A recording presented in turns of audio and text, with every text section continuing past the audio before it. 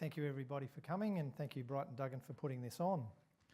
I've really only got one goal today, and that's to get out of here alive, considering I've probably had words with pretty well two-thirds of the people in the room. So that's my ultimate goal.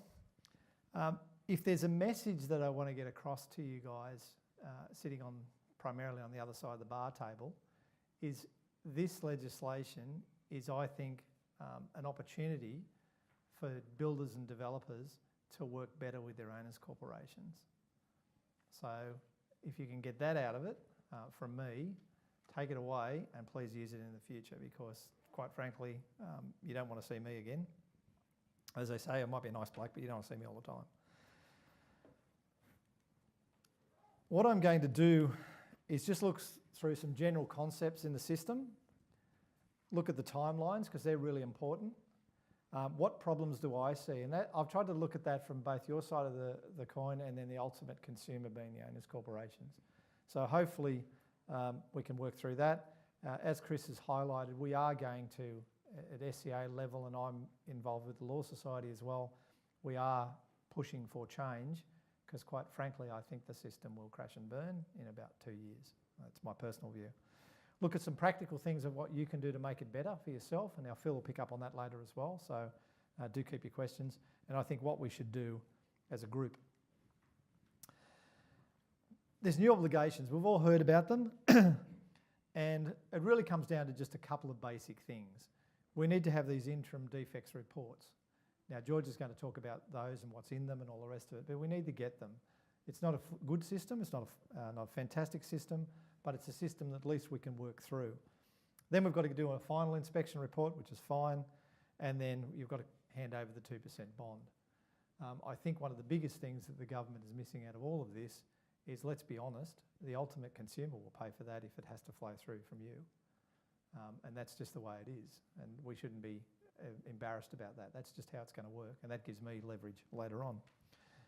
Who it applies to? It's our residential building work or works carried out on buildings or part of a building, including residential. So our Strata developments, those guys that do those type of developments. So it's pretty widespread, and it's the ones that are above the three stories that don't have HOW insurance. Who doesn't apply to? Those covered by the Home Building Compensation Fund, as I said before. Contracts before the Act commenced. So in reality, whilst we're talking about it now, you really only have to gear yourself up for about 12, 18 months, 2 years' time. That's when it's really going to come into effect, because we've got to get them contracts entered into, we've got to get them up out of the ground, and then we've got to get them finalised and occupation certificates issued, strata plans registered and all the rest of it.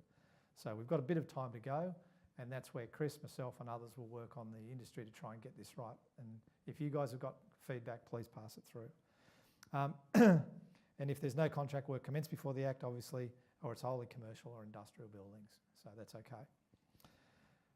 The next one's the one I really want us to look at. And come with me. There we are. This is important, so I want us to spend a little bit of time to see how the process swings along. So focus on that, not on me. It looks much better than what I do. So you've got your early stages and where you get your people involved. I have complained about this. I have cajoled those builders and developers that I work with. Please get a good team around you at that stage. Okay? Don't rely on your local lawyers. Don't rely on your mate up the road. Get a proper team around you when you start doing this stuff, whether you're doing your design, you're doing your titling. If you have strata managers, if you use Bright and Duggan, get them involved way back here. If you have design guys, get them involved right back here.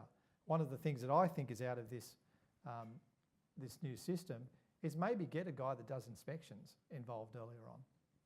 Get them involved with you to say, okay, what are the things that you guys are going to look at later on? What are the things that I need to cover off on to make sure are correct?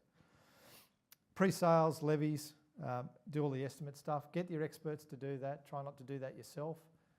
Digressing for a second, in the strata legislation, if you get the levies wrong, the body corporates can come back and have a go at you, and if you're thousands of dollars out, they'll sue the developers for the thousands of dollars that are out.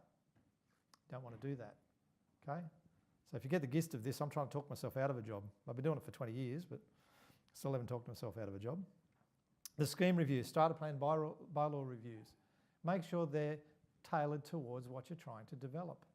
If you're doing those mixed use ones, I can tell you from my side, 10 years later, the commercial retail hate the residential, and the residential hate the commercial and retail. So try and work out a way how they can be apart and not best friends. So don't do them as single stratas. That's my advice. Do them as stratums. Do them as different developments. Do them somewhere, a different way of dealing with it, and have your management documentation totally separate, okay? Or separate parts of it, and they'd look after themselves because they don't get on long term. And that will have those fights.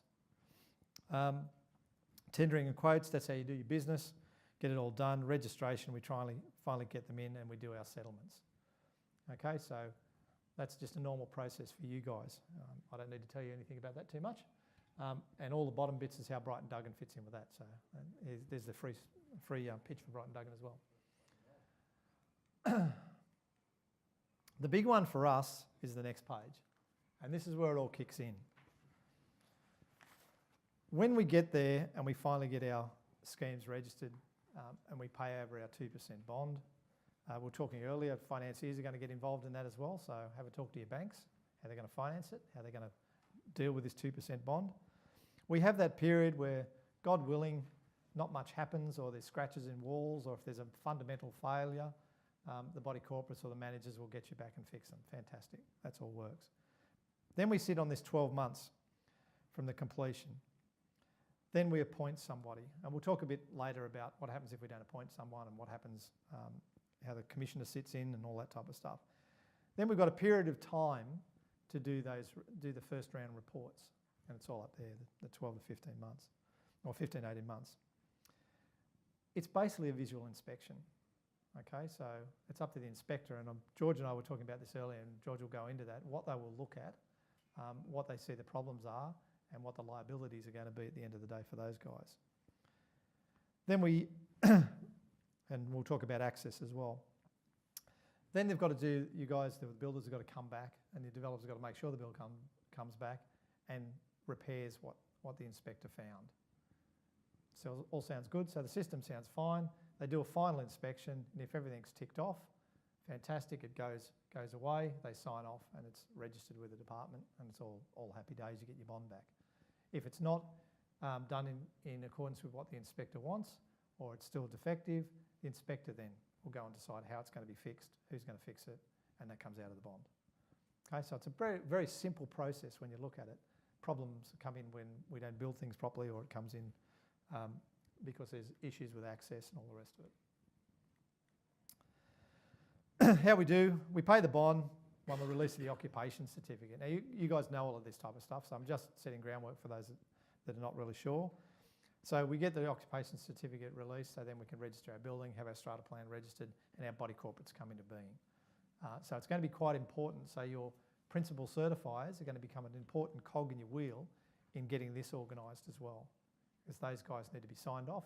So then you release the money, release the occupation certificate, release the money to the government, and the government will go off and spend it, no doubt. Then we arrange our interims issued, get our final reports, God willing, rectify the defects, final, and then release of the bond. So as I said before, walking through that timeline, it's actually quite simple. And it went a double click on me. This is where the problems start coming as I see them as we go through. The developer's got to nominate a qualified building inspector. There's a list now, and George will walk you through those. Can't be connected in any way, shape or form with you. It's one of the biggest things, and I can tell you inside, I'm also on some of the government committees. I used to be an NCAT member for a period of time, and I got over that illness and got out. You can't be connected any way, shape or form. So you really, really, really must make sure that these guys have got no connection with you at all. Okay, even if there's a whiff that they did, I'd even suggest if they did a job on another job of yours 2 years earlier, you don't want them either. Just try your hardest to keep yourself totally away from them because you just don't want to be tainted.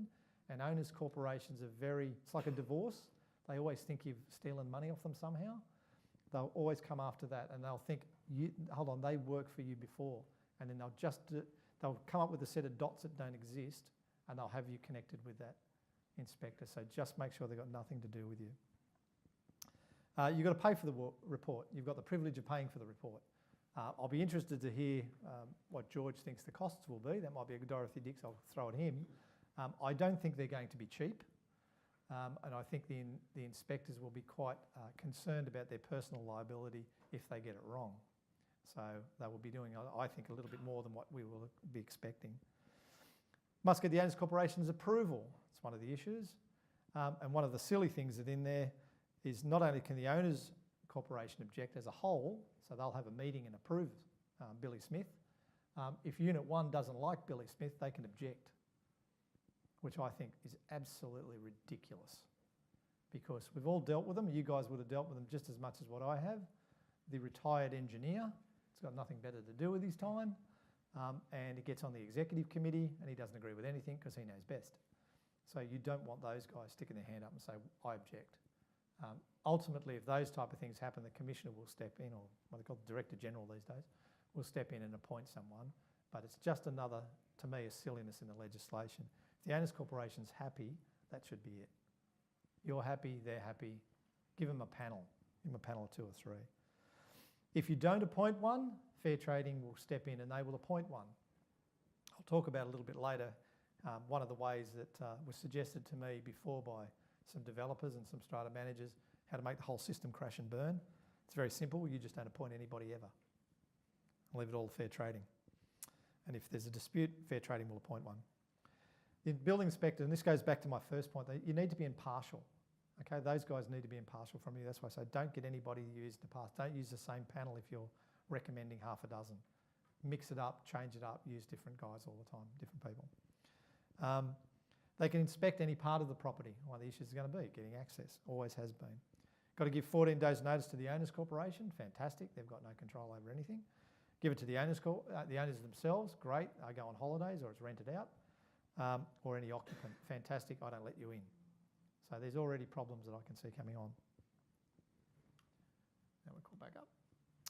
So this isn't just common property, you're saying Apartments apartments as well? as well, yeah, they're entitled to go into the whole building. Because if you understand what you own in a body corporate is basically cubic airspace, the rest of the fabric of the building, as I like to dumb it down, is common property or structural elements. So yeah, they'll come into my apartment, they'll wander around, they'll look at my kitchen cupboards, they'll look at all the bits and pieces, and I'll look for the things that they need to look for.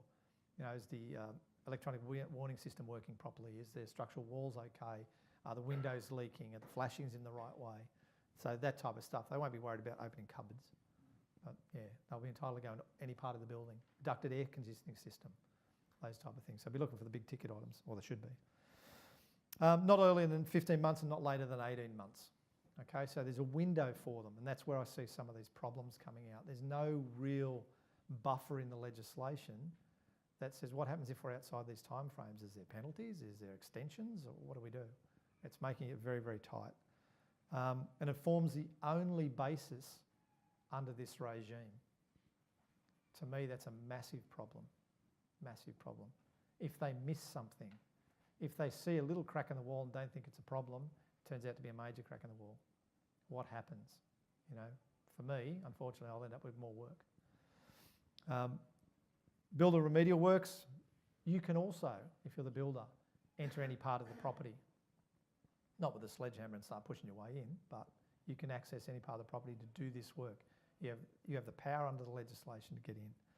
Got to give 14 days notice like before. Must be complete prior to the final inspection being done, and then you're not bound by the report on how you fix it. Not for that first bit. So one of my biggest fears is the scholastic gun is generally a tradesman's best friend. Don't do that.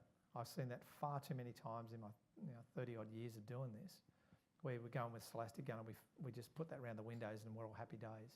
That will bite you on the backside sometime later. So don't do that. Come in and fix them properly, even though you're given the power to do what you think's best. Okay, don't do that. Final reports. Yep, good. Not earlier than 18 months and completed within 21 months. So we need to do that. Develop a range report, provide the Fair Trading and the Owners Corporation and the development builder. So everyone gets one. Form's the only basis of the defects, okay? So if it's not in there, it's not there. Oh, has it gone back, has it? No? Final report, sorry. Form's the only basis of the final defects. Must identify the defects in the interim, what we've done, specify how the work's undertaken, and cannot identify any more defects. So like we said before, it's a one shot. These are the issues. Most important. This is where I think the problems come up. Developer may refuse to appoint anyone on the last day. So fair trading gets lumbered. That's somebody, one of the developers said to me, if I do that, what happens? I said, well, fair trading will be inundated and the whole system will crash and burn very, very quickly. Having done 20 years in the public service, won't happen. That's honest. And I think that fair trading is a little bit concerned about that as well. OCs won't appoint the developer recommended by the inspector or the recommended inspector. So we're going to have that fight as well. So we're always going to be fighting with fair trading being the arbitrator. Timeframes are way too tight. You've got a 3-month window to do this. It's not going to happen. Access is always going to be a problem. Individuals objected. I've already given you the example of that, the crazy engineer. Sorry if there's any retired engineers. I'll be a retired lawyer at some stage and I'm going to buy in a retirement village that one of you guys build and I'm going to give you a stick. And I'm going to get on the executive committee. So access issues are always going to be a problem. Ask any of the strata managers trying to get access. If you've ever had a defect claim, trying to get access is just painful. And by the time you go through the tribunal, I would have grown another beard. What happens if they're missed? Defects are missed or arise after interim report. One of the biggest problems is going to be mirror reports, or what we recommend, mirror reports from other engineers. Stupid system. Builder determines how things are fixed in the interim. So like I said before, don't use the scholastic gun. Do it properly, please. You're saving yourself money and time in the end. The Home Building Act warranties still apply. And like I said, mirror inspections are going to be our biggest thing. We are recommending already that body corporates engage a separate engineer to follow that engineer around, which is crazy. And it's not how the system's supposed to work, but I have to protect the body corporates. I'm an untrustworthy guy. What protects the developer? Like these inspectors are going to be very powerful. It's one of the biggest fights you're going to have. You're going to say, we rely on this inspector's report. It's a government system. It's not my problem. And I have to sit on the other side saying, that's fantastic. What happens if he gets it wrong or she gets it wrong? I have to protect them. You're still bound by the homeowner's warranty provisions. Oh, sorry, the Home Building Act provisions, not the homeowner's warranty. Home Building Act provisions of statutory warranties. That hasn't been taken out. Nobody's given any consideration of that. Frustrates me. So can the developer just walk away from their obligation? Well, if they close up their shop, they probably could, and liquidate the company. I see that a fair bit, unfortunately, which is quite disappointing. Yeah, that's right. Yeah. So, look, they can walk away from their obligations. They can not appoint anybody. They can not do anything. They can not fix anything. Say, you've got 2% of my money, which I've passed on to the builder anyway, who's then passed it on to the lot owners in his fees. I don't care. Knock yourself out. Sue me. You know, there'll be some of those developers, and God willing, they're not in this room. Do you think there'll be creative ways that construction contracts? Absolutely. Oh, yeah. I've had some discussion. Maybe we'll leave that one, but that is a really good question. What I've heard around the traps about, doing charge and God knows what else. Fixed fee of $5 million when it's a $20 million project, stuff like that. And everyone knows it is. Look, this is, I think, what we need to do, and this is protect you guys as well. Be very diligent. Use inspectors that are good, because they will actually help you at the end of the day. And diarise everything. If you see something as you're wandering around, or as your builder sees something, put it down. Tell the inspector that it's there. Put your hand up. Own up that you've made a little bit of a mistake and there's a crack there, and fix it. Owners corporations will engage their own experts. So be mindful of that of your side. So not that I'm saying you should get your own expert, but you should really, really go through the inspector's report and make sure they've seen it. Maybe do your own visuals and have a bit of a wander around. They can do their own survey. Every single lawyer in the strata industry that's on our side of the table are advising clients to do mirror reports, just to make sure. Whether they do or not, it's up to them. Remember, the Home Building Act and Part 11 run side by side. Like I said, you've got these two systems. I think that's absolutely ridiculous, quite frankly. I think the concept of the building bond is good. Conceptually, I agree with it, but its delivery is going to be the problem for me. It's too quick. It runs side by side. One should override the other one, and you know, if you get a good inspector, that they should fix it, and it should be all done. And like I said, inspectors may have problems if defects found that they should have fixed or should have seen on the way through. I think, and I'll be very interested to hear what George says about this, we had a chat earlier, of how far they think the inspectors will go. Will they just walk around, taking a few photos, happy snaps, pretty pictures reports as I call them, or will they say, I can see there's a big leak there, will I do some invasive testing? Or will they get you to do some invasive testing? I don't know. Or should you do invasive testing just to make sure that you get rid of it? So my view is it needs amendment before it starts. And I've told government that, and they didn't like it, but that's just the way it is. So I'll shut up and sit down. I got the 5 minutes, about 4.5 minutes ago. I'm getting a nod, yes. So I'll sit down.